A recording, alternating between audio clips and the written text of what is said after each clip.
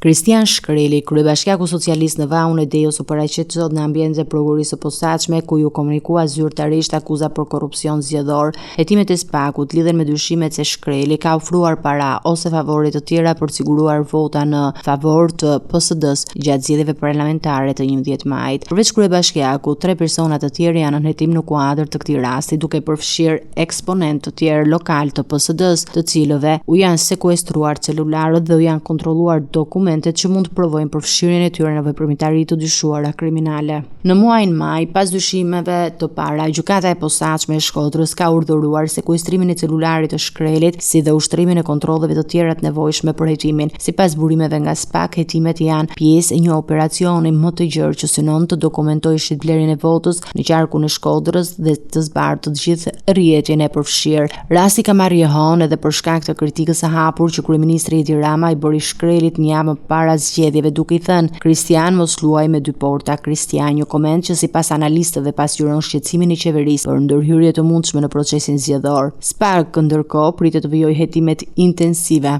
për të përcaktuar nëse ka pasur manipulim të votave dhe për të ndjekur ligjërisht të gjithë personat e përfshirë.